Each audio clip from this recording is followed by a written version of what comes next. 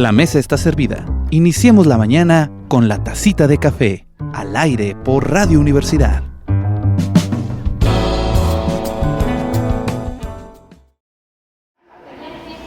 Bienvenidos a la tacita de café en representación del doctor Jorge Sadi.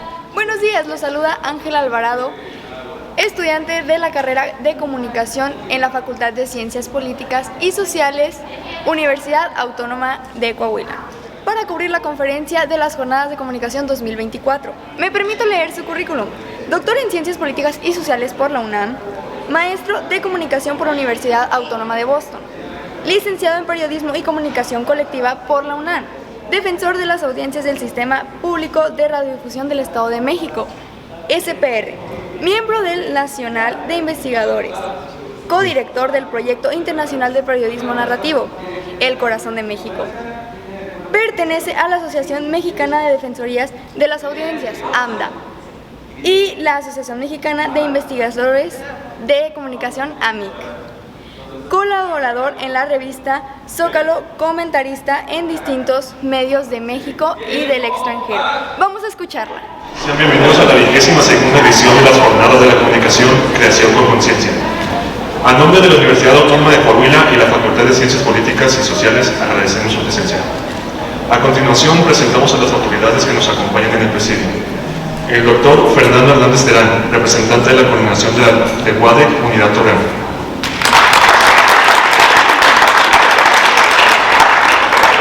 Licenciado Morado Rangel, director de la Facultad de Ciencias Políticas y Sociales. Maestro en Ciencias, Ricardo Román Rodríguez Lozano, secretario académico.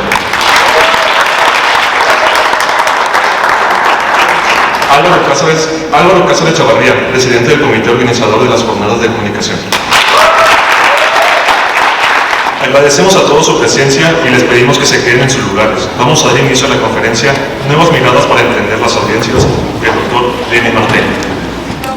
Charlas de café, con aroma y sabor seleccionado para usted.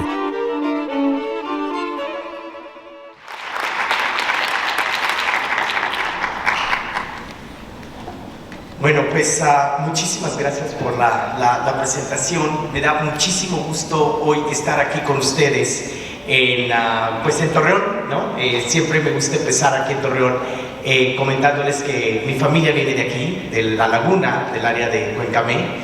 Y bueno, pues es gente que siempre agradezco mucho porque tuvieron que emigrar porque trabajaban en las minas y era una vida muy dura en Cuencamé, en Velardeña, y fueron hacia Monterrey. Otros tíos aquí quedaron en Torreón. Mi papá fue a México y bueno, pues gracias a eso pude obtener educación y regresar aquí y ahora, bueno, ser profesor. Así que siempre dedico estas pláticas a mi familia y pues me da mucho gusto estar aquí con ustedes, también Torreón, que es mi casa de alguna manera.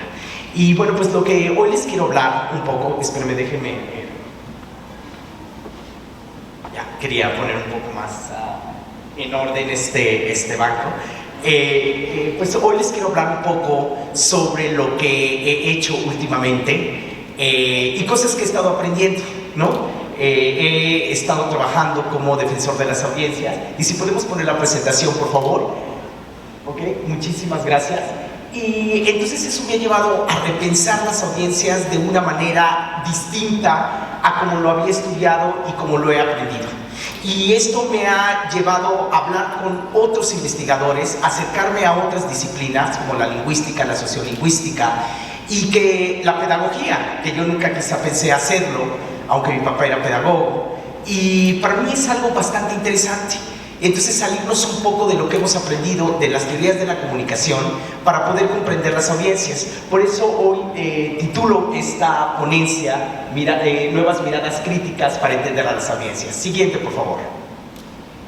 Bueno, el objetivo justamente de esta ponencia, no sé si alcanzan a ver bien, yo no alcanzo a ver bien, se le puede poner otra resolución, ¿no? Ok. El objetivo es justamente hoy, como les dije, comentarles qué es lo que hago, ¿no? Voy a quitar un poco el micrófono para poderme mover un poco y poder interactuar más con ustedes. ¿Se puede quitar esto? No, ¿verdad? No. Ok. Sí, es que si no lo voy a ver un poco. Listo. A ver, creo que mucho mejor y así ya los puedo ver y todo. Es decirles un poco qué es lo que hago, que prácticamente ahora he trabajado como defensor de las audiencias y lo que me dedico justamente es a ser un activista social y también activista político y un académico acerca de los derechos de las audiencias, defender los derechos de las audiencias, que es algo bastante importante, ¿no? Somos ciudadanos que nuestra construcción está mediada por los medios de comunicación. Entonces yo creo que es algo bastante importante a lo cual he dedicado varios años de mi vida.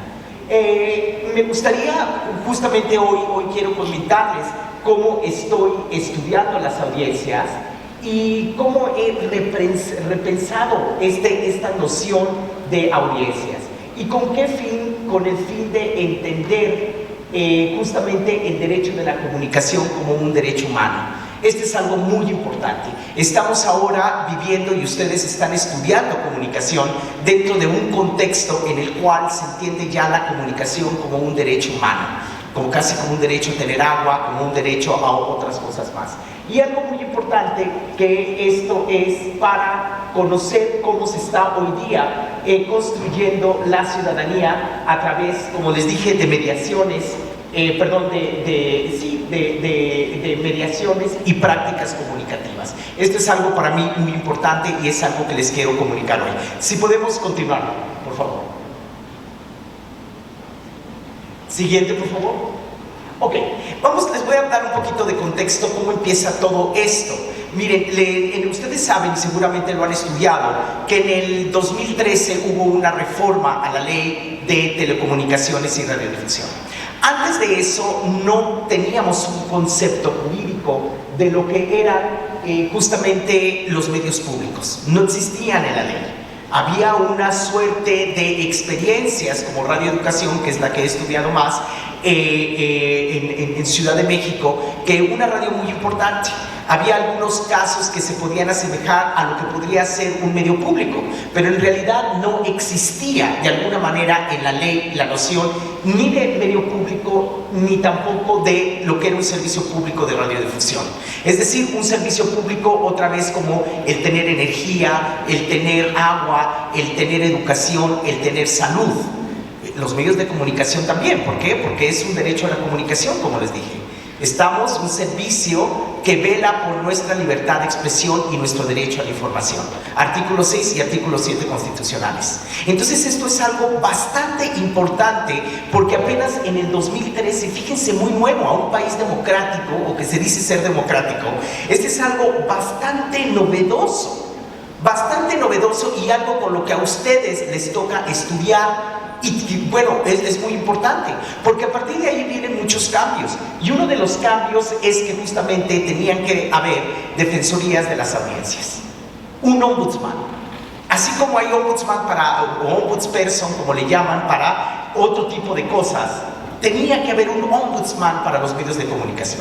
Imagínense con las televisiones, con las televisoras, con los medios, con las radios que tenemos, sobre todo electrónicos, pero también periódicos, los contenidos que recibimos, los contenidos que atendemos. Necesitamos tener un ombudsman, alguien especializado que nos diga, a ver, no te estés pasando de lanza, respeta, por favor, no estereotipes, haz un lenguaje de señas, pon un lenguaje de señas, no le subas al volumen, tantas cosas que no sabemos que podrían ser parte de nuestros derechos como audiencias, pero lo son y que son súper importantes. La siguiente, por ejemplo, es, todavía la anterior, por favor. Este es algo muy importante porque las defensorías de las audiencias, sin embargo, en el artículo 259, decía de esta ley que los defensores de las audiencias tenían que gestionar comunicaciones, quejas, organizarlas, gestionarlas, felicitaciones, etcétera, pero no decía más. Entonces, lo otro era también pues velar por estos derechos de las audiencias y también contribuir a la alfabetización mediática. Sin embargo, hasta ahí se queda la ley, no dice más. Entonces, por ejemplo, me inicio como defensor de las audiencias en Radio Educación en el 2016, pero sin saber exactamente qué hacía un defensor de las audiencias. Posteriormente fui aprendiendo, porque fue con un grupo de personas muy interesantes, fue un equipo maravilloso, dos de ellas grandes compañeras, y después en el 2021 me convierto en defensor de las audiencias del Sistema Público de Radiodifusión. ¿Alguien sabe qué es el Sistema Público de Radiodifusión? Sí. ¿No? ¿El SPR?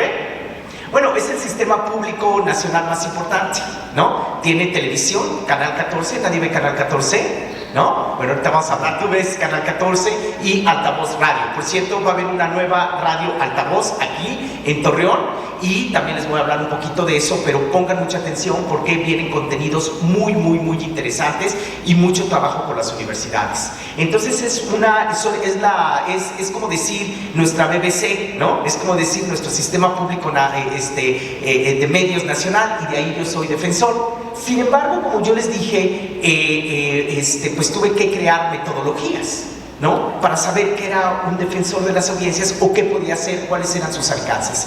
Continuamos, por favor. Esto es muy importante porque justamente yo venía de estudiar por muchos años los medios públicos y acababa de publicar un libro que se llama El imaginario de lo público en la radio, donde estudio y justamente digo eso, o sea, no hay medios públicos. Sin embargo, lo empecé a estudiar antes de que hubiera esta ley y dije, jurídicamente no existen, pero han habido ciertas experiencias de medios de comunicación que son muy importantes y que se asemejan a lo que podría ser un medio público cuando hubiera esta ley. Finalmente llega esta ley.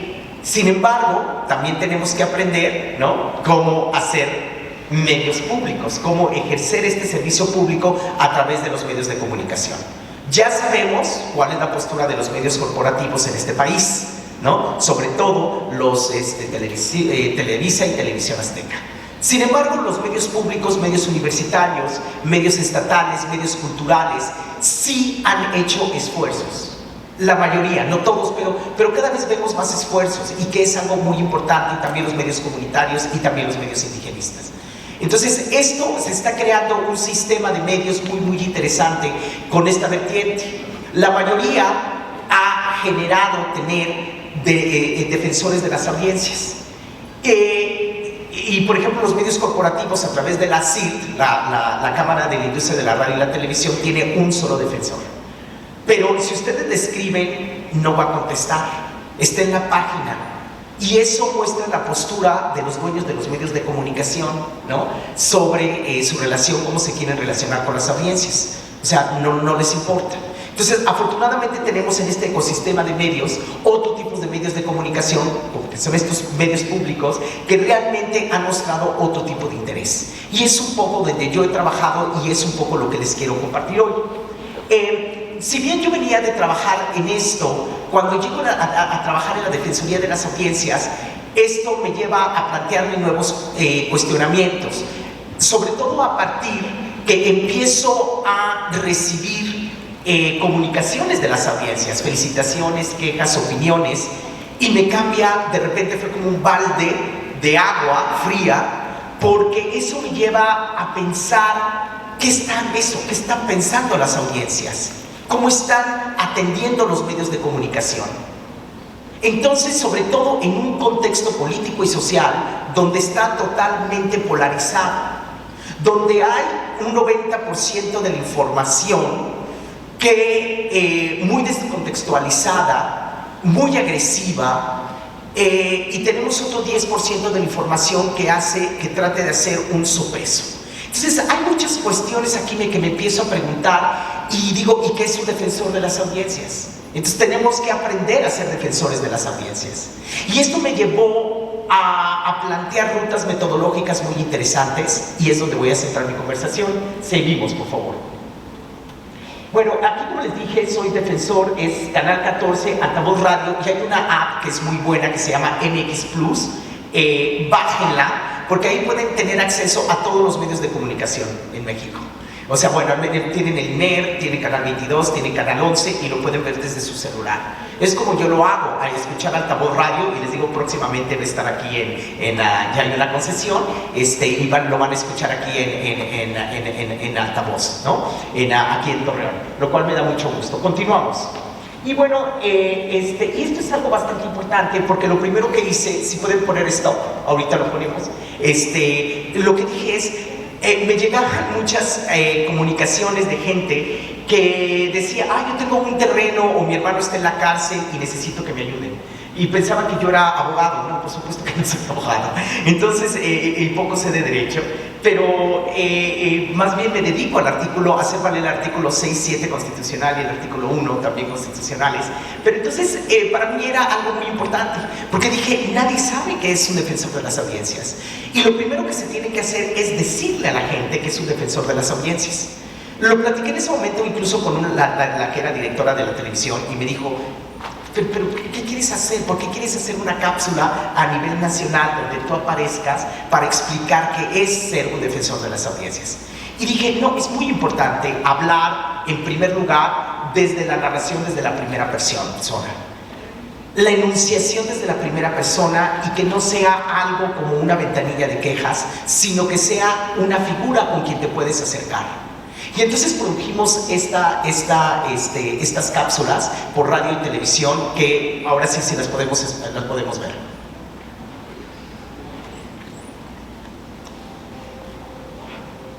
¿No se oye?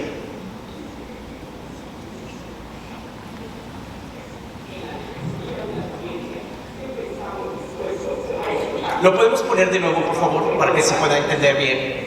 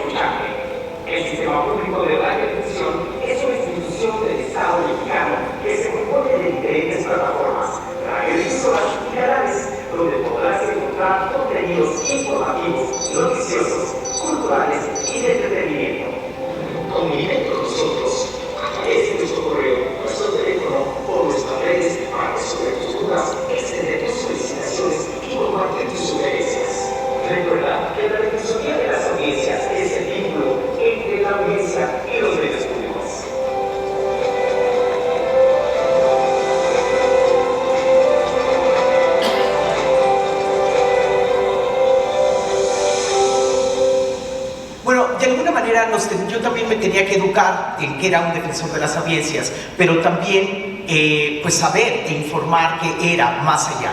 Y es algo, hice 4 cápsulas en un principio, después hice otras 4 campañas de este tipo que han sido muy importantes y después voy a decir por qué.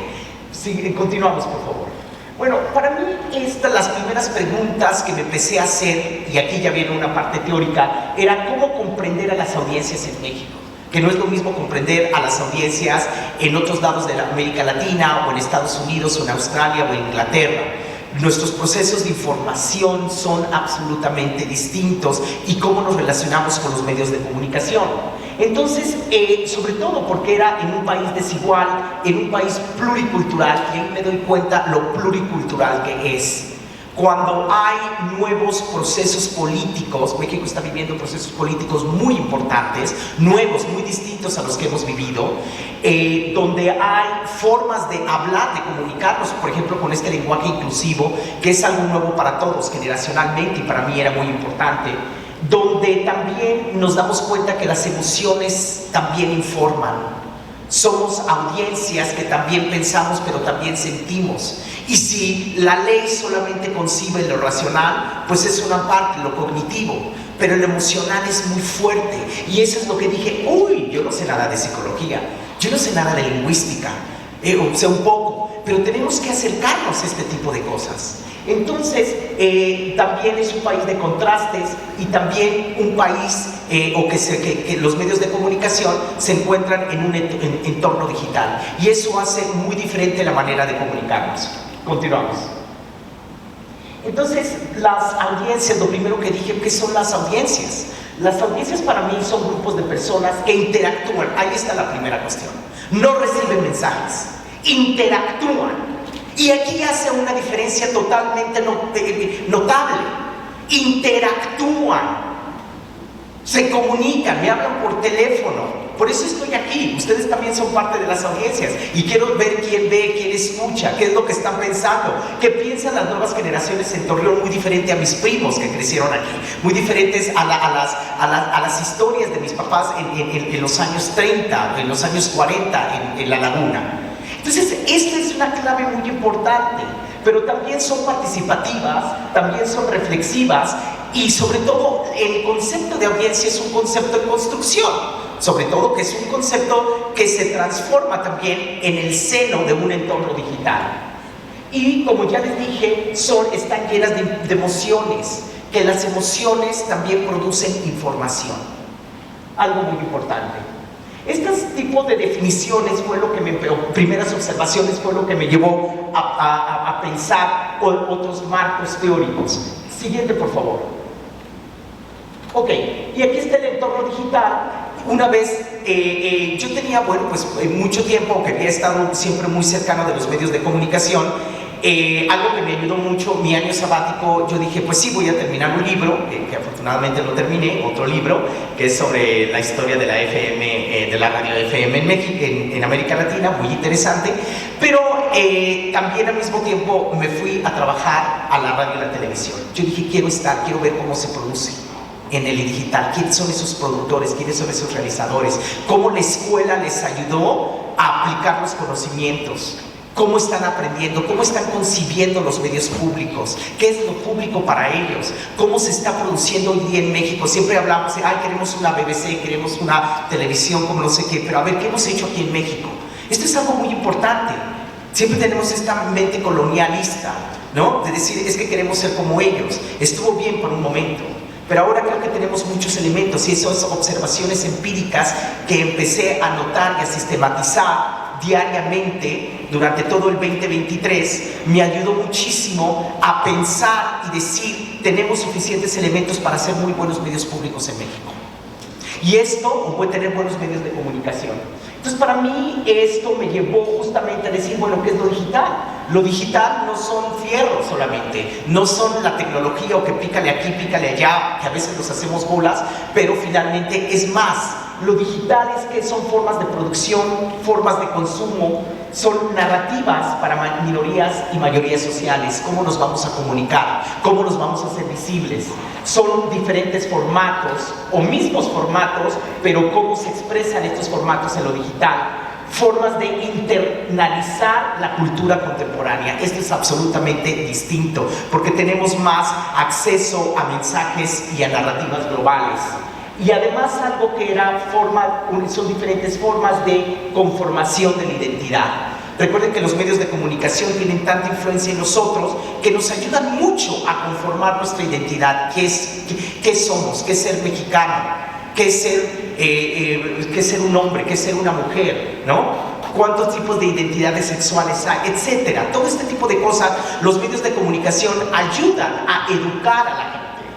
Esto es algo muy, muy importante.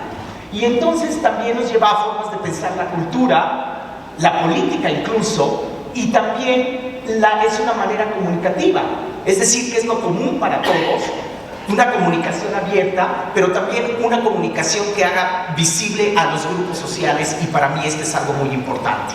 Bueno, ese es el entorno digital para mí. Entonces ya tenemos audiencias, tenemos el concepto de entorno digital y vamos a ver cómo fui progresando en mi pensamiento. Ok, continuamos por favor. Bueno, les voy a pasar uno de los primeros videos que yo vi cuando llegué al canal 14. Fue este es un video de canal 11 y que a mí me llamó muchísimo la atención. Y me cambió muchísimo la perspectiva y es un poco de lo que les quiero decir. Dije, wow, se está haciendo una televisión diferente en México. Justamente recuerdo de una cena con otros compañeros académicos de comunicación y una maestra que se dedica mucho a analizar teleseries, que la respeto mucho, pero dijo algo muy interesante. Ay, qué mala televisión hay en México. Y luego yo veo esto y digo, a ver, vamos a ver. Y por favor, si podemos poner este video. ¿Le puedes subir tantito?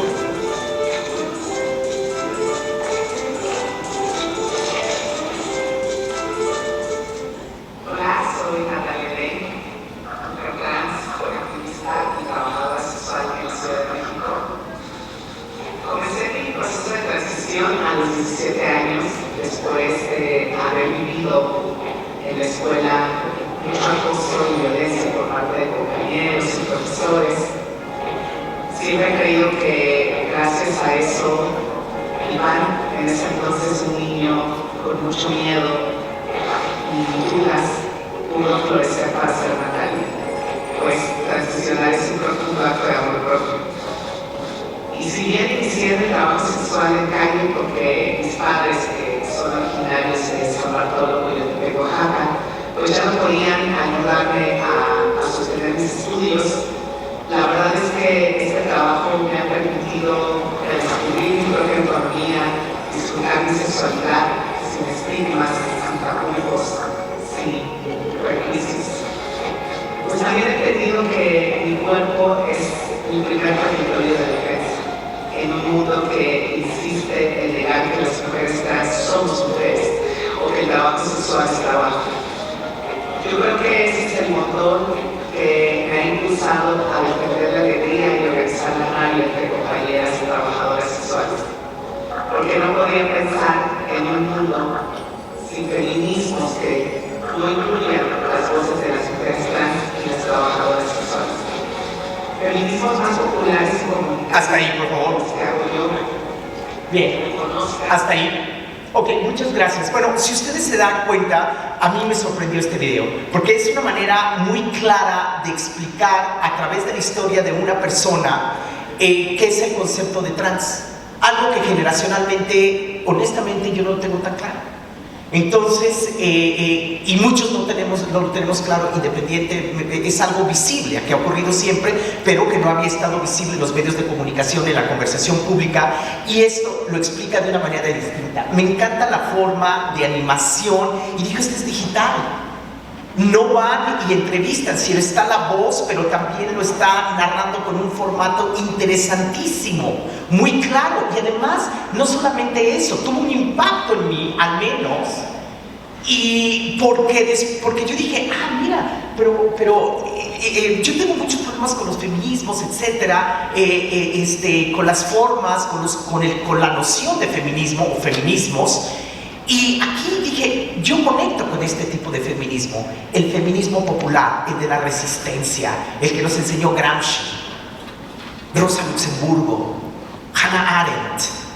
Y para mí es muy importante, estos feminismos populares. Y dije, con estos conecto, no que los otros no sean válidos, pero tuvo un impacto en mí como audiencia.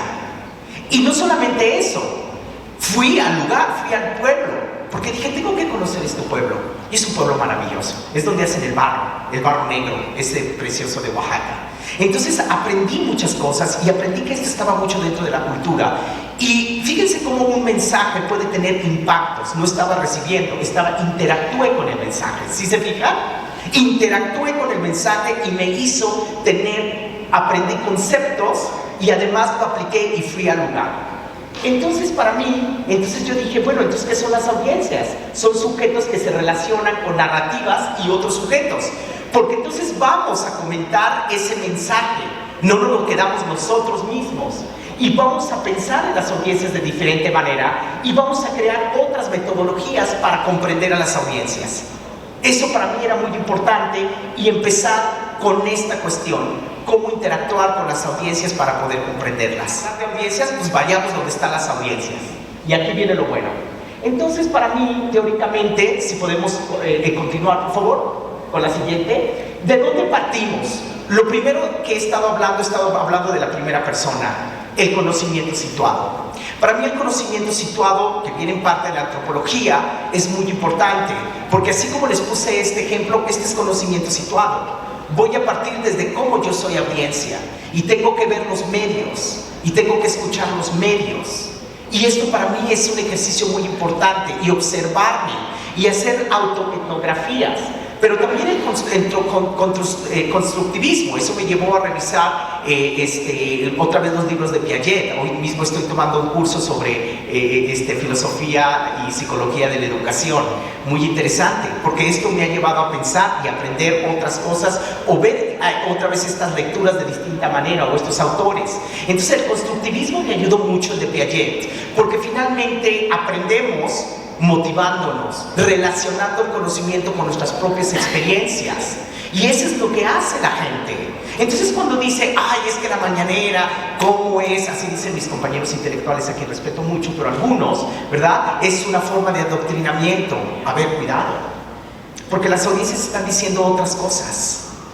Entonces a mí me hizo pensar en que las audiencias, ese mensaje, están interactuando, pero después lo comentan, después lo contrastan con la realidad, y se van generando nuevos conceptos, y van obteniendo nuevas motivaciones, y van aprendiendo. Entonces esto me ayudó muchísimo. Y como que dije, bueno, está el conocimiento situado, lo volví a repetir, pero también la observación empírica de otras defensorías. Por ejemplo, en el 2016 me fui a Argentina, a Buenos Aires, para ver, ellos decidieron otro modelo de defensorías de las audiencias. Es una defensoría que trabaja para todos los medios de comunicación y funcionó muy bien, hizo muchísimas cosas y me ayudó muchísimo. Después, aprender los marcos teóricos sobre audiencias, revisarlos. Aquí hablé de pedagogías críticas, y ahorita voy a hablar de eso, y también me metí a lo que es el New Literacy. Y me di cuenta que la palabra literacy, que se traduce en México como alfabetismo, pues no, es cultura escrita. Literacy es cultura escrita. Y eso nos dice mucho en cómo aprendemos, las audiencias aprenden. Eso es. Para eso están con los medios de comunicación. A través de la información nos vamos educando sobre muchísimas cosas, más en el sentido lato, en el sentido completo. Aquí puse un ejemplo, que es el feminismo, que es ser trans, etc. Y también me metí un poquito al interaccionismo simbólico. Justamente empecé a dar unas clases sobre comunicación intersubjetiva y revisé a todos estos lingüistas muy importantes, muy interesantes, algunos autores, filósofos, que nos hablan justamente de cómo nos comunicamos intersubjetivamente. Como dije ya, con las emociones, de una manera subjetiva, no solamente a nivel cognitivo, y esto es algo muy importante. Continuamos, por favor. Entonces, aquí está el primero de Jean Piaget, que ya lo expliqué. Continuamos con la siguiente diapositiva. Y después revisar estos autores. Hay una vasta teoría que les recomiendo mucho que ustedes leen, y yo creo que por eso estas conferencias son importantes, porque si no han leído estos libros, los tienen que leer. No se pueden ir de la facultad sin aprender estos autores, como es David Morley. Algo muy, muy importante, que escribe esto en los años 80, en los años 90, y él que dice, ver televisión es una práctica cultural. No es una cuestión de recibir mensajes, es una práctica cultural. Todos vemos la televisión de diferentes maneras, las vemos en familia, solos, etcétera, pero también tenemos mitos. Me encanta después escuchar, y eso es lo que yo he aprendido, ¿no? Por ejemplo, un día fui a Veracruz, y de Veracruz me fui a Colima a dar talleres con audiencias. Y yo les preguntaba, ¿y cómo ven la televisión? Pues, ¿cómo ven los noticieros? En familia. Y por acá, pues, pensamos que los jóvenes ahora lo hacen solos. Y a lo mejor uno sí, pero no, otros siguen viendo la televisión y escuchando la radio en familia. Y esto es algo muy importante, porque nos desmitifica muchísimo muchas cosas que pensamos. Entonces, esto para mí es muy importante. Y también hay otro autor que seguramente ustedes han estudiado, Orozco, Guillermo Orozco, de la Universidad de Guadalajara, muy importante, investigador en cuestiones de audiencias, y él habla muchísimo. Recuerdo una conferencia que él justamente creo que dio en la Cámara de Senadores hace muchos años, bueno, ya hace como 8 años, en el 16, y que hablaba justamente de estas interacciones. Decía, bueno, estamos muy metidos en los medios de comunicación, en las mediciones de audiencia, lo cual sí ayuda, créanme que sí ayuda a tomar decisiones. Pero también hay otras formas de que tenemos que interactuar con las audiencias, y tenemos que construir metodologías de esta manera, de cómo interactuar con las audiencias para ver cómo están viendo la televisión, qué están viendo, ¿no? Cómo están percibiendo ciertos mensajes, etcétera, ciertas narrativas. Y para mí esto fue muy revelador y muy importante, y seguí estudiando al respecto. Y hay otro autor que ustedes seguramente han estudiado, James Lowe, que él estudió cómo se veía la televisión y la importancia de la televisión en China en los años 70, justamente cuando, en los años 80, cuando estaba cambiando justamente el gobierno, se estaba abriendo y se estaban creando nuevas leyes, se estaban flexibilizando para que China fuera lo que hoy fue. Entonces ahí para él era muy importante cómo la televisión estaba mediando, y él en 1979 escribe un libro, un artículo fascinante de 15 cuartillas que se lo recomiendo porque es un parteaguas en los estudios de audiencias y de la comunicación en el mundo, que se llama Los usos de la televisión, The Uses of Television. Y eso es algo fundamental porque James Lull, justamente, que después fue mi profesor, escribe esto.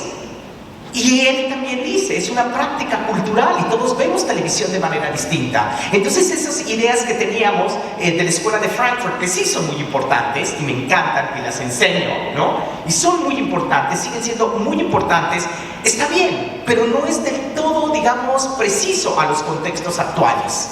Porque vemos cómo, repito, cómo las audiencias empiezan a interactuar con las narrativas de una manera distinta. Y no porque nos digan algo, nos vamos a quedar así, ¿no? O sea, yo no puedo decir las telenovelas son terribles, porque también, bueno, cuántas empleadas domésticas que vienen a trabajar del campo aprenden español, ¿no? Y las formas en cómo se mueve la ciudad, si quieren de manera estereotípica y todo, pero de alguna manera les da noción, les da una orientación sobre cómo trabajar en las casas o cómo van aprendiendo español. Y eso, por ejemplo, es muy importante. Y eso es algo de lo que hablan en estos autores. Seguimos. Estos son los estudios culturales, por cierto, que empezaron en Birmingham, que ustedes estudian aquí en Torreón. Continuamos con la otra diapositiva. Y aquí viene algo súper importante. Fíjense, aquí esta parte que yo les dije que un defensor tenía que hacer alfabetización mediática, aquí me empiezo a hacer preguntas a partir de estas lecturas y estas primeras observaciones. Dije, en primer lugar tenemos un problema con la traducción, ya dijimos que no es alfabetización, ¿no? Sino es realmente de dónde viene esto.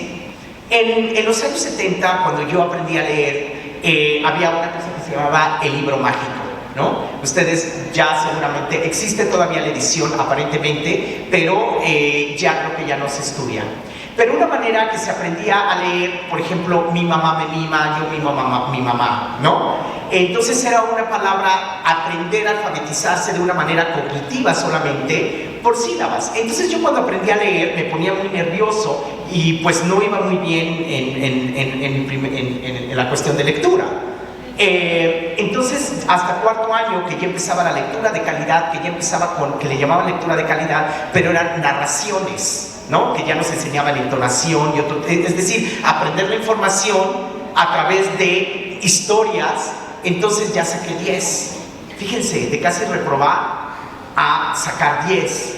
Entonces estos procesos de alfabetización son muy importantes. Entonces el literacy lo que dice, la alfabetización no puede ser, ese concepto yo lo empecé a cuestionar, porque dije no está mal, pero finalmente es una cultura escrita que aprendemos a través de narrativas. ¿Qué es la cultura? No, es un conjunto de narrativas, de ritos, de pautas, de qué hacemos cotidianamente, que eso se va conformando los valores. En las narrativas hay valores. Entonces la manera en que tenemos que aprender a leer, a escribir, es de manera distinta. Y yo dije después, y ver la televisión también es una manera, es una cultura, es una práctica cultural también. Y de aquí me empecé a hacer estos cuestionamientos que me llevó a otros autores. Continuamos. Y estos autores, una de las primeras, justamente una amiga de Guillermo Orozco, que estudió con él en Harvard, fueron contemporáneos. Ella es contemporánea de Paulo Freire. El ahora no tan famoso Paulo Freire, pero que es maravilloso, excelente, de las mentes más brillantes en las pedagogías críticas brasileño. Ella es de Río de Janeiro, y ella justamente fue la primera que me enseñó y dijo, no hay que hablar de alfabetismo mediático, hay que hablar del lenguaje de los medios, porque los medios tienen sus propias narrativas, tienen sus propias gramáticas, tienen su propia sintaxis, con producción, con todo. Entonces, ¿por qué hablamos de un alfabetismo mediático? Y es algo muy importante que me dio mucha luz para entender a las audiencias de otra manera. Eso fue desde el 2012, así que ya llevo estudiando esto algunos años. Seguimos. Posteriormente, pues obviamente ella es contemporánea de Paulo Freire, que también estuvo en la New York School for Social Research en Nueva York por muchos años. Y él, ustedes saben, desarrolló mucho una comunicación horizontal. Y dije, la comunicación horizontal, los medios de comunicación, la comunicación tiene que ser horizontal. Les pongo un ejemplo. En 1979 también, perdón que ponga tantos ejemplos de los años 70, pero fue donde yo me estoy nutriendo justamente, ¿no? Es mi leche materna en los medios de comunicación, ¿no? De todas estas narrativas que me van educando. Hubo una película muy importante que se llamaba E.T. Si no la han visto, por favor véanla, está ahí en internet o está en alguna de las plataformas. Entonces el ET era muy importante porque la cámara va directo. El shot, como decimos, no es vertical, y a un niño no le pueden hablar así. A un niño, por ejemplo, cuando yo tengo mucho éxito con los niños, para interactuar con los niños, pero fue gracias a esto, porque entonces a un niño yo nunca le hablo por arriba, siempre me pongo así con un niño, porque tiene que ser una comunicación horizontal. A un niño no le puedes elevar la voz, tampoco podemos hablar de manera condescendiente. Hay una manera muy inteligente, simplemente ese es lo que dice otros autores como mismo Piaget, mismo Maturana, filósofos importantes que dicen, bueno, un niño simplemente no es que piense menos que nosotros, simplemente tiene otra manera de expresar el mundo, ¿no? Su lenguaje es distinto y su forma de pensamiento obviamente es distinto al de nosotros y va evolucionando o involucionando o no sé, pero de alguna manera su comunicación es distinta. Y dije, Paulo Freire tiene muchísimo que ver con esto que yo estoy buscando de las audiencias. Los contenidos y las narrativas tienen que ser liberadoras, tienen que ser transformadoras, como este que les mostré de Natalia Lane. Por eso me gusta mucho ese video, porque yo aprendí y de alguna manera me enganché justamente a recopilar estos conceptos de qué es lo popular, porque ahí están las resistencias. Ahí se da lo transformador. Es decir, una narrativa de 1 o 2 minutos puede ser muy importante para las audiencias. Y diariamente con las comunicaciones que yo recibo de todo el país, e incluso de Estados Unidos, de mexicanos que viven en Estados Unidos o en otras partes de América Latina, no saben la cantidad de mensajes que recibo y cómo estas narrativas les ayudan mucho. Continuamos, por favor. Otro de los autores, como ya les dije, es el New Literacy. Este New Literacy lo que dice es, digamos, la nueva forma de pensar o estudiar la cultura escrita. ¿Qué es lo que dice el New Literacy? El New Literacy lo que dice es que no hay lectura neutral. Cuando leemos, no es una lectura neutral. Por eso mi mamá me mima, yo mimo a mi mamá. Es decir, si yo digo table, ¿no? Es distinto a decir mesa. Ya la fonética ya nos lleva a una experiencia distinta. Nos lleva a que era una mesa para mí, donde las familias se reunían o simplemente donde poníamos y apilábamos cosas, o donde comíamos solamente Navidad. ¿O qué es una mesa? Esto es algo muy importante porque el New Literacy dice no es neutral, la lectura no puede ser neutral. Entonces, yo esto hacía una metáfora siempre a la televisión y a la radio. Si bien muchos de estos autores que son lingüistas, que estudiaron letras, que son pedagogos, lo escriben solamente o dicen sus artículos o lo escriben solamente para formas de, ¿cómo se llama?, en el campo de la educación, pues yo eso lo transporto a cómo ver la televisión, a cómo escuchar la radio. Entonces digo, ver la televisión no es una forma neutral, están nuestras ideologías, nuestros procesos, están nuestras referencias, están nuestras distracciones, están nuestras fobias. Todo eso tiene que ver cómo las audiencias van aprendiendo. Y luego continuamos. Y luego, afortunadamente, me encontré a esta autora que les recomiendo mucho. Mucho. ¿Alguien puede tomar una foto desde atrás? ¿Sí pueden tomar una foto desde ahí? Gracias. Esta Judy Conlon es, yo le digo que ella es la Queen of Literacy. La reina de literacy, la reina de los estudios de cultura escrita. Ella es americana, pero vive desde los 18 años en México, fue a la UNAM y luego se fue a estudiar educación a Berkeley, a la Universidad de Berkeley. Hizo su doctorado en educación y se especializó en literacy. Ahora trabaja en Sinvestav. ¿Puedes tomar una foto? Gracias. Ella lo que dice que justamente todos aprendemos a escribir, a leer de manera distinta. Y es una persona, una científica que yo me he acercado mucho, a la que yo me he acercado mucho, que trabaja en el CIPESTAB. Además, ahora vivimos un poco cerca, y entonces yo hablo mucho, la busco mucho y leo mucho sus artículos. Y siempre le estoy preguntando, porque ella me ha enseñado cómo la cuestión de la escritura o de literacy, ojo, no he dicho la palabra alfabetización y prefiero decir el anglicismo o decir cultura escrita, es una práctica cultural. Es decir, la gente, este artículo se los recomiendo mucho y se llama Learning to Write in the Street. Y mucho de su trabajo de campo lo hace, todo prácticamente lo hace en México. Entonces, ¿cómo aprende la gente que no va a la escuela, pero aprende en la calle? Con los escribanos, en Santo Domingo. ¿Cómo escriben, por ejemplo? Ella ha hecho otras cuestiones de cómo la gente ha aprendido escribiendo cartas a los santos. Y cómo la gente aprende, por ejemplo, las costureras en gremios. Todos aprendemos, muchos de ustedes les enseñaron a leer antes de que entraran a la primaria, ¿no? Y ciertamente con los medios de comunicación lo estamos viendo desde los 2 años, 1, 2, 3, 4 y Barney, no sé qué tanta cosa, culturalmente, y eso es lo que nos está nutriendo, nos está dando información, nos está dando valores. Y eso es algo muy importante. Entonces, no es una práctica neutral, y es una práctica cultural que no es neutral. Y esto es algo muy, muy importante. Entonces, esto me ha llevado a la sociolingüística.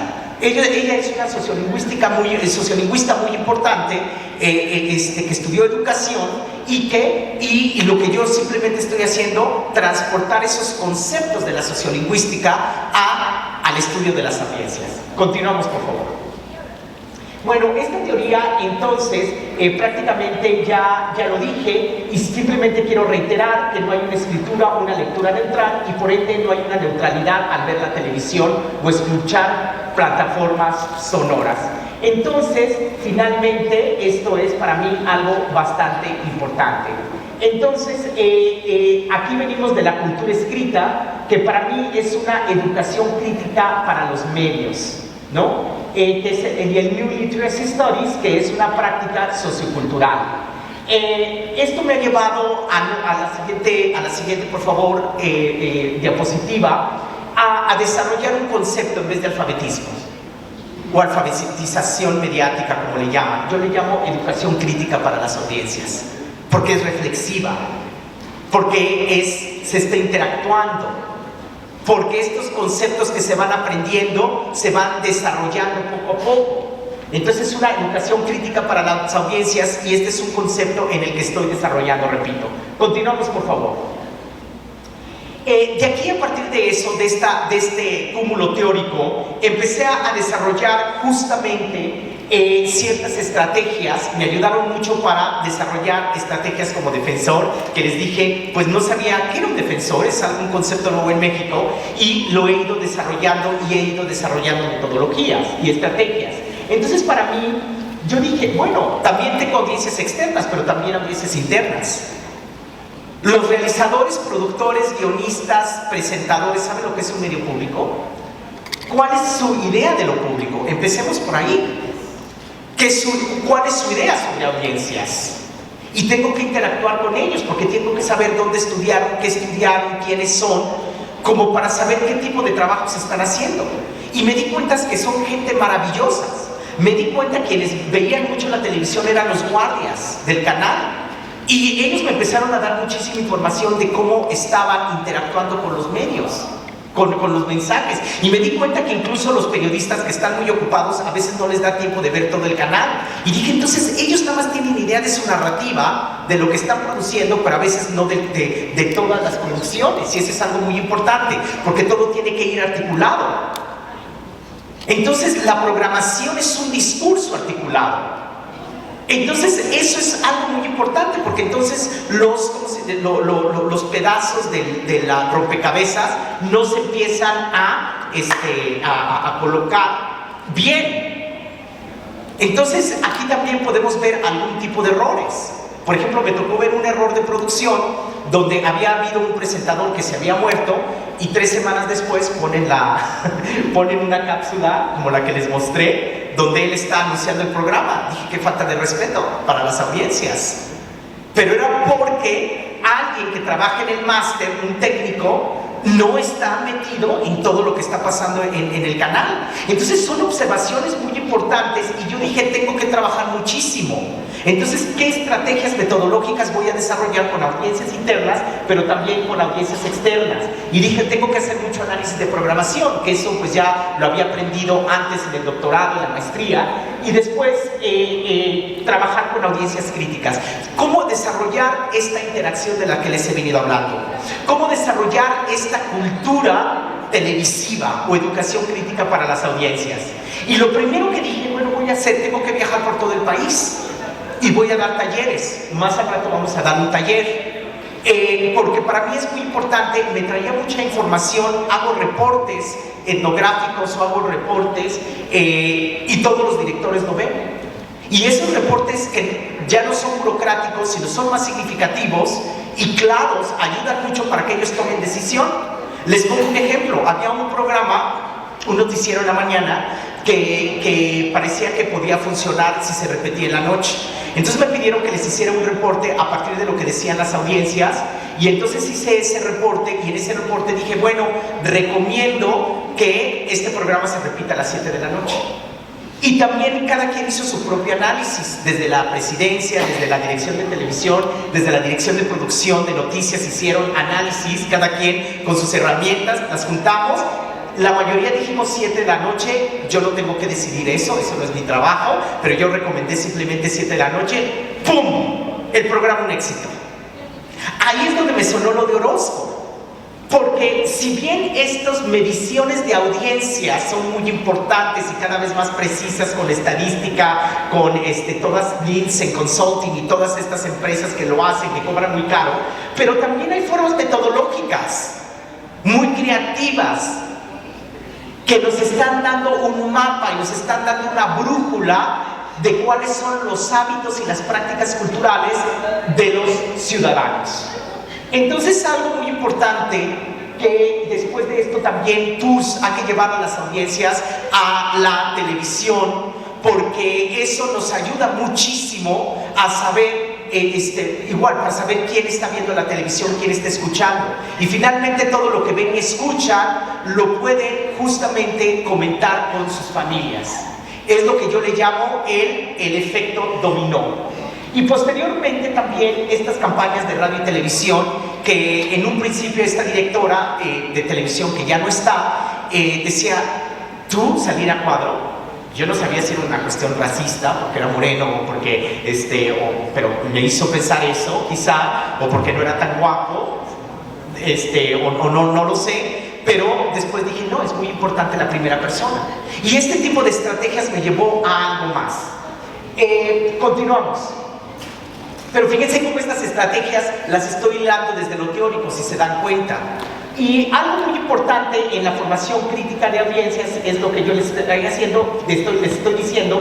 Para mí es muy importante establecer puentes entre el medio, defensor y audiencias. Continuamos. Entonces yo dije, ya sé lo que hace un defensor de las audiencias. Aquí hay unas fotos que les quiero mostrar que he hecho en el canal. Ahí estoy en Colima, en otros llevo a los estudiantes para que también conozcan a los presentadores, lo cual es una referencia muy importante. Es decir, qué es lo que tengo que hacer, ¿no? Yo les puedo decir en clases, su maestra les puede decir, tienen que prepararse, tienen que leer, se tienen que informar, tienen que leer los periódicos.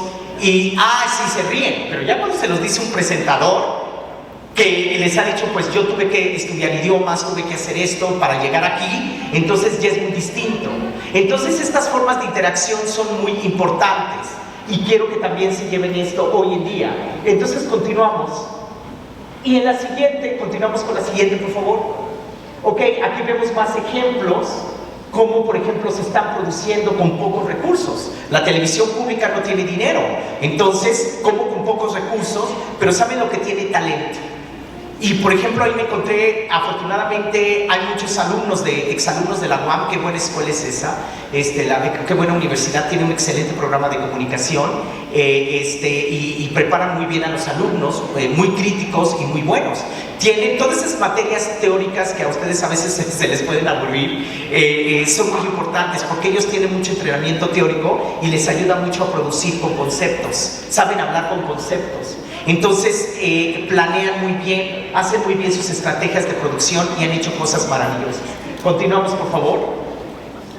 Aquí estoy en Colima, igual dando unos talleres, continuamos, para colectivos.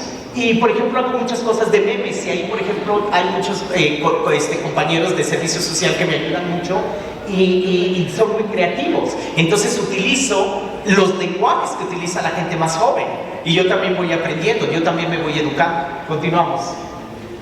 Y también, por ejemplo, esto me llevó a 2 dimensiones metodológicas, que es algo que ahorita estoy trabajando. En la capacidad dialógica, que les digo es desde hablar con el presidente, desde hablar con los directores, de hablar con los productores, de estar todo el día ahí. Entonces, en la radio, y hablo con todos ellos, y veo cómo están produciendo, y me preguntan, y todo el tiempo me están preguntando, ¿y qué dicen las audiencias, Neri? ¿Y qué dicen las audiencias? ¿Y qué piensan? Oye, y a veces los sábados en la noche la gente es súper comprometida y tiene mucho nivel, y eso tiene tanto talento que por eso están produciendo cosas maravillosas. Vean el canal, es bien interesante. Y la otra, la capacidad pedagógica, en la que me estoy metiendo mucho y estoy aprendiendo mucho para conocer las audiencias. Procesos cognitivos, emocionales, etc. Continuamos, por favor.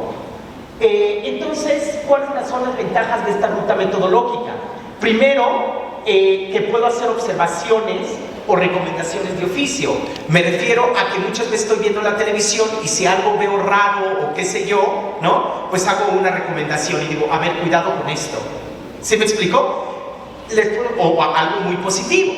Por ejemplo, un día recientemente estaban haciendo algo de Gaza, una nota muy importante sobre el genocidio en Gaza, y luego le ponen una música a la nota. Ya es algo que de por sí era bastante dramático como para ponerle una música.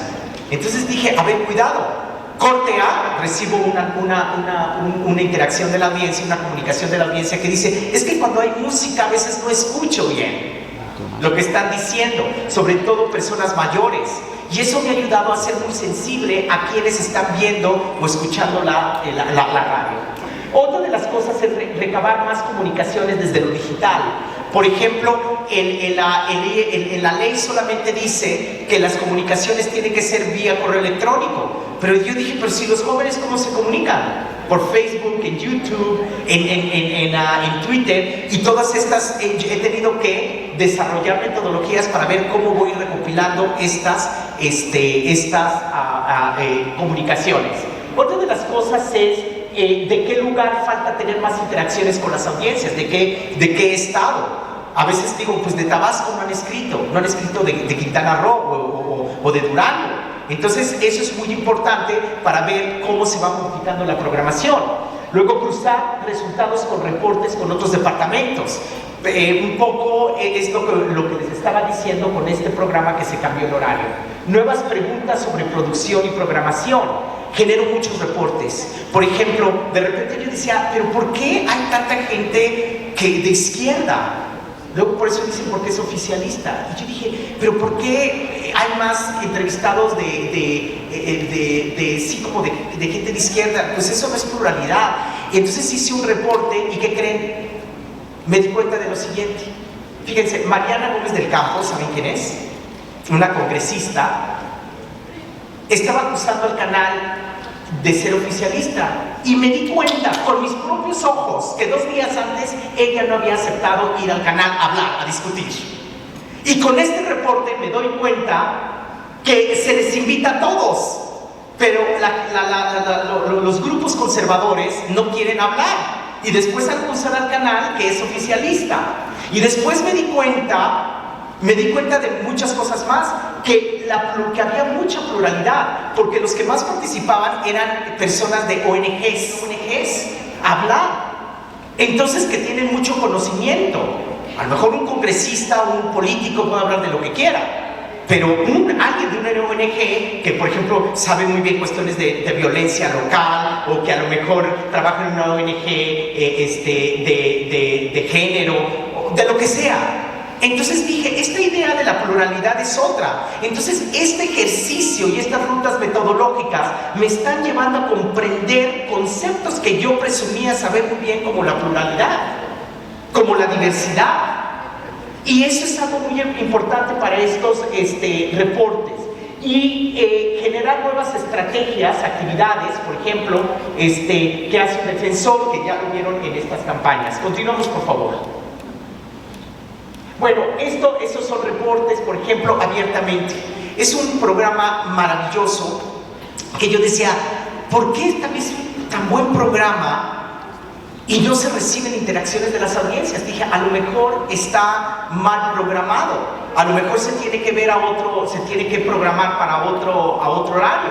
Y resultó, pues sí, que las audiencias pedían que fuera otro horario, pero más allá decía cosas muy importantes. Yo dije, y me dijeron, ¿cómo sabes que este programa es bueno? Pues me encontré con unas, por ejemplo, interacciones de las audiencias. Un día hablaron de acoso laboral y recibí un mensaje de una audiencia que decía, gracias a este programa yo supe que lo que sufría en mi trabajo era violencia laboral. Y gracias a eso pude tomar decisiones, salirme de mi trabajo y cambiar mi vida. Fíjense lo que puede hacer un programa. ¿Sí me explico? Eso no lo van a decir los estudios de rating, por más dinero que se pague. Eso es algo muy importante. Continuamos. Y esto me ha ayudado, estas metodologías me ha ayudado a subir las interacciones de las audiencias. Puedo presumir que quizás soy el defensor que recibe más interacciones de las audiencias. Fíjense cómo han subido del 2023 de 7,000 a 8,000. Han ido subiendo estas interacciones. Cuando empecé la defensoría, se recibían creo que 200 y tantas semestralmente. Ahora estoy recibiendo 8,000 y tantas, porque también me he metido a lo digital. Entonces, y por todos estos cruces que he visto. Bueno, continuamos. Entonces, conclusiones para ir cerrando. Lo más importante es reaprender conceptos como qué es lo público, pluralidad, que ya les dije, revisar nuevos y viejos paradigmas teóricos para comprender a las audiencias, meterse en cuestiones de pedagogías críticas, como ya dije, New Literacy, sociolingüística, interaccionismo simbólico, etnografía, y también entender que los sujetos que trabajan en los medios de comunicación se relacionan con el objeto, que es la empresa, bueno, la institución, y cómo justamente ellos van aprendiendo a conceptualizar muchísimas cosas, y cómo van aprendiendo ellos también. Y es hablar mucho también con las audiencias internas. Conclusión 2. Desarrollar dimensiones metodológicas de interacción con las audiencias. Esta es interacción dialógica que había hablado, pedagógica, y también el conocimiento situado. Yo verme también como audiencia. Si soy la persona que veo más el canal o la radio porque estoy pegado todo el día, y en la noche y los fines de semana, entonces también ¿qué estoy aprendiendo? ¿O qué no estoy aprendiendo? ¿Qué es lo que falta? ¿Qué preguntas me estoy haciendo también yo como audiencia? Siguiente conclusión 3, establecer puentes abiertos siempre, medios, audiencias. Y creo que el defensor es lo que hace. Y esto me lleva a hacerme preguntas. ¿Cuáles son los temas que la sociedad está interesada, ¿no? en distintas regiones? No es lo mismo que están interesados en Mérida o en Tijuana o en Ensenada o en el Golfo. Conocer los impactos prosociales del medio en las audiencias, no los efectos, sino los impactos prosociales, como el que les acabo de decir en el programa abiertamente. O cómo un medio amplía la conversación en la vida pública también, que para eso es un medio de comunicación, para ampliar la conversación en la vida pública. Luego, crear programación basada en necesidades locales, ¿no? Por eso ahorita les voy a hablar un poquito de lo que hace Altavoz. Y luego los contenidos y la programación, ¿es de utilidad social o no? Y también siempre nos preguntamos ¿por qué está darle dinero a los medios públicos? Bueno, cuando tienen este tipo de impactos como el que les acabo de decir y otros más como los que me he encontrado, creo que vale la pena invertir en los medios públicos como medios de información, pero también de educación. Y educación, como les dije, en el sentido lato. Es decir, estamos aprendiendo, nos estamos educando, no solamente en la escuela leyendo libros, sino también viendo la televisión hoy en día, ¿no? Independientemente si la narrativa es buena o mala, finalmente, como les dije, es una práctica cultural que la vamos desarrollando y la vamos conversando con nuestros familiares, con otro tipo de personas, y así vamos aprendiendo. Este es algo muy importante. Y esa es la tercera conclusión que les quiero decir hoy. Y para ejemplificar estas conclusiones, les quiero mostrar este video. A ver, stop. Tantito. Miren, les dije que les he hablado un poquito más de televisión, pero también la radio altavoz tiene una planeación interesantísima. Es un concepto muy novedoso en el mundo, altavoz radio, que es la que les digo que está a punto de llegar a Torreón. Y lo que han hecho es, en vez de contratar productores de Chilangolandia, que no saben qué es Torreón, entonces, ni dónde está Torreón quizá, entonces dicen, pues que la gente de Torreón produzca. Entonces, lo que hacen, van a las localidades, y ahorita están trabajando muy arduamente en esto, y van a venir en las siguientes semanas, aquí a Torreón, es hacer todo un trabajo de campo, y decir cuáles son los colectivos o las colectivas que están trabajando en Torreón, cuáles son los temas que les interesan, cuáles son los temas que les interesan en Mazatlán, en Colima, cuáles son los temas que les interesan en Ciudad Valles, en Yucatán. Entonces es algo muy importante, porque los colectivos, entonces ellos dicen, yo quiero hacer una propuesta para un programa. Entonces los entrenan, no tienen que haber estudiado comunicación, algunos sí han estudiado comunicación, y ¿qué creen? Aprenden bien rápido, pero rápido con ganas, y producen cosas maravillosas, maravillosas. Y entonces eso es lo que ha hecho Altavoz, que se me hace un concepto de radio bien interesante. Y les voy a pasar un resumen de esto, justamente de lo que hace Altavoz, y los que van a escuchar ahorita hablar son colectivos. Por favor.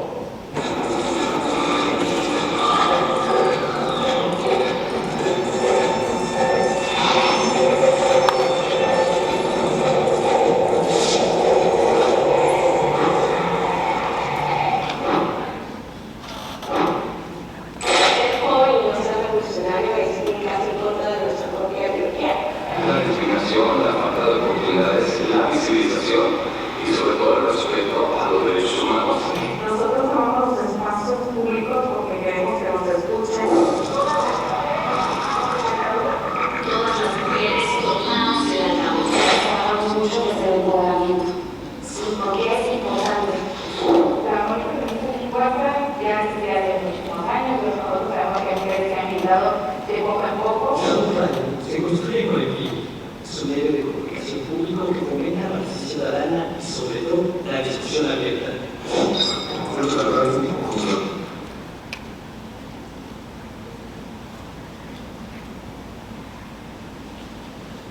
Bueno, se fue un poquito el sonido. Si quieren, ahí nada más avanzamos un poquito para ir terminando. Ahí están, y les quiero mostrar este otro video. Que ya estamos sobre tiempo, pero este video para mí es importantísimo. Cartas para la Libertad. A ver, no se pueden ir de esta carrera si no ven Cartas para la Libertad. Cuando me dicen que no se está haciendo buena televisión en México, es cuando yo digo es un programa espectacular. Cuando me dicen que el Canal 14 es un programa, tiene programación sesgada, digo, ¿cuál? Este está criticando al sistema de justicia mexicano. Este es un programa interesante porque los productores se meten a Santa Marta Catitla, la cárcel, y investigan por qué hay ciertas mujeres que están en la cárcel.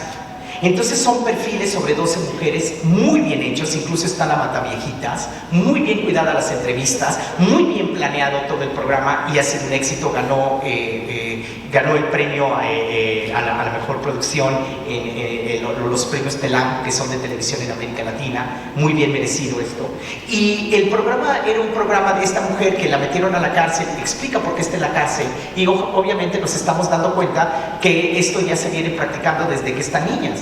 Prácticamente el decirle usted se calla, no, calladita se ve más bonita, siéntese bien, ¿no? Las mujeres no estudian, cosas así que estamos escuchando todo el tiempo, las van preparando para que sean carne de cañón y que después las metan a la cárcel, que sean pobres y que después no puedan salir, porque no pueden pagar fianzas o a veces no tienen sentencia.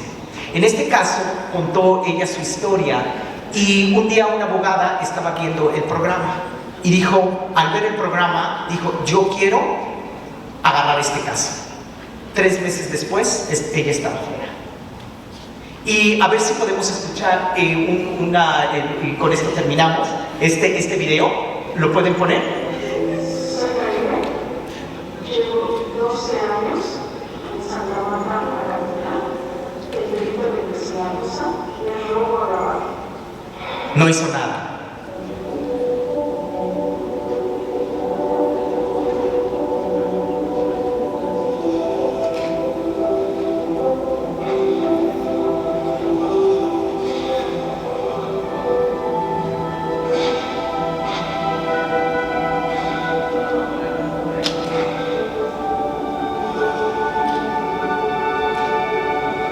Bueno, ese es solo un resumen de las mujeres a las que se presentó. Si podemos ver la última parte, porque se hicieron 2 segmentos de 2 episodios. Uno donde ella explica su problemática y la otra donde ya sale de la cárcel. Si podemos pasar al siguiente, por favor.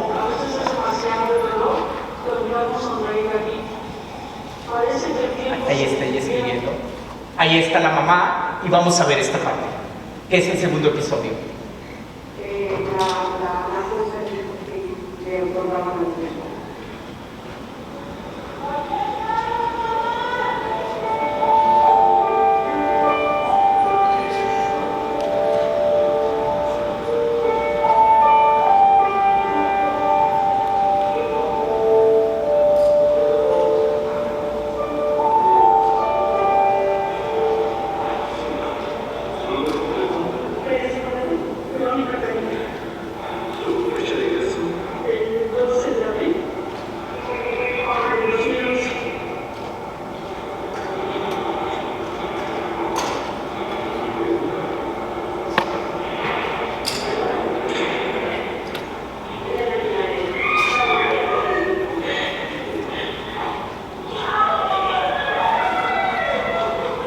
Ahí está, hasta ahí por favor. Ahí, bueno, ya sale de la cárcel, pero a mí se me hizo muy interesante mostrarles esto para que vean cómo una narrativa puede tener un impacto en estas prácticas culturales de cómo vemos la televisión y cómo nos estamos educando. Y bueno, este es un poco los que les quería comentar, cómo he ido desde observaciones empíricas hasta seguir una ruta teórica, construir una ruta metodológica y después aplicarlo en la Defensoría de las Audiencias, lo cual ha sido un trabajo muy grato para mí y de mucho aprendizaje. Pues muchísimas gracias y estoy abierto a preguntas y respuestas, no sé si haya tiempo. Estamos aquí con el doctor... se me olvidó su nombre. Lenin Martel. Estamos aquí con el doctor Lenin Martel. Cuéntenos, por favor, qué podemos rescatar de esta maravillosa conferencia. ¿Qué nos puede decir al respecto? Bueno, pues es como una manera distinta de entender a las audiencias, qué hacen las audiencias. ¿Y cómo se ha sentido? Cuéntenos. Bueno, me gustó dar esta conferencia porque es algo nuevo que estoy aprendiendo y desde distintos paradigmas teóricos, y es algo que estoy aprendiendo mientras estoy desarrollando estrategias en la Defensoría de las Audiencias. Entonces, lo que he aprendido y lo que hoy les hablé fue cómo me he acercado a la lingüística, cómo me he acercado a la pedagogía, cómo me he acercado a la antropología para entender a las audiencias. Y sobre todo que parto de la idea de que ver televisión o escuchar radio son prácticas culturales, ¿no? Y que no son neutrales, y cómo la gente va construyendo su conocimiento y que los impactos son distintos de los medios en las personas. Y eso para mí es fundamental. No, muchísimas gracias, súper interesante todo esto. Y pues veamos qué más nos puede decir. Quería hacerle una pregunta que ya no alcancé a hacerle. ¿Cómo es que le nació la inspiración aprender por este tema?